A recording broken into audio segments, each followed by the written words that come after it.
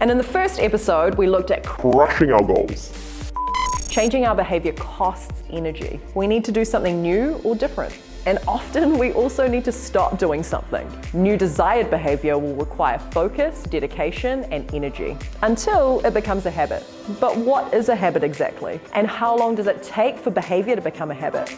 Let's do this, episode 2.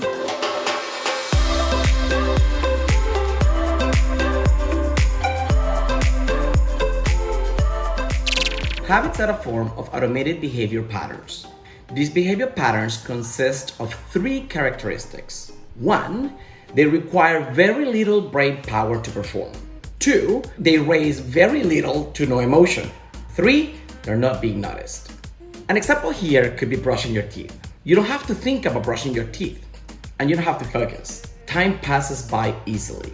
Like when we're driving a car, for example. We could have driven 10 minutes or 30 minutes because the behavior for driving the car goes unnoticed.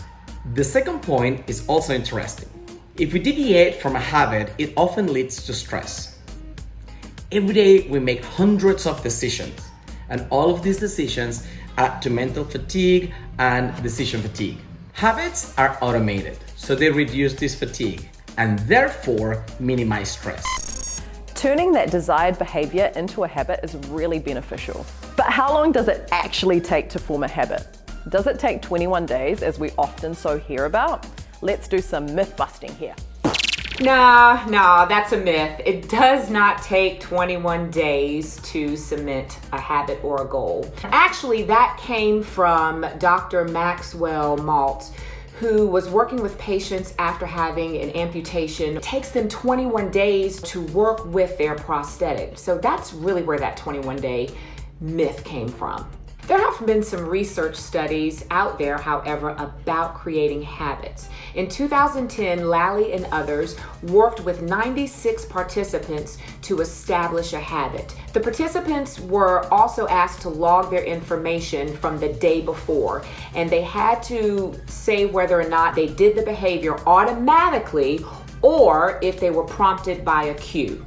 The average amount of days that it took to achieve the habit was 66 days. But check this out. Some were able to do it in 18, while it took others 250 days. You know, another interesting finding from this study was, even if you missed one day, it did not negatively impact developing the habit. However, if you missed consecutive days, it did.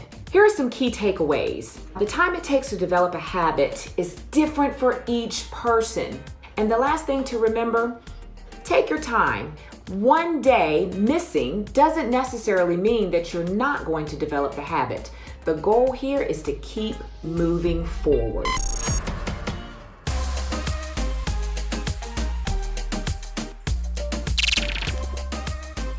So I've set a pretty big goal for myself this year. So the goal I set was to complete a triathlon November 1st, 2020. Crazy, I know. Now there are some obvious behaviors I've had to adapt. Swimming, biking, running, all things I've done before but not like the triathlete. But there are some other behaviors that I've had to really on board and really learn to fine tune.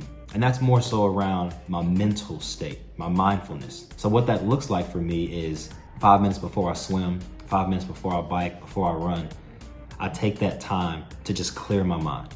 So I'm not thinking about what's going on in my life, I'm thinking about the task at that moment. Now this behavior didn't come overnight. I'm about 9 weeks in and it's just now beginning to become something that I don't really have to think about. But the benefits were well worth the wait. So results are based on consistency, and behavior only becomes a habit when we try and do this every day. This could take months, and it's good to know if we accidentally skip a day, we don't have to worry. We can just pick it up the next day. In episode 3 of this series, we dive in what we need to do to stay on track. We talk crisis plans, triggers, and habit schedules. So thanks for watching, and see you in the next one.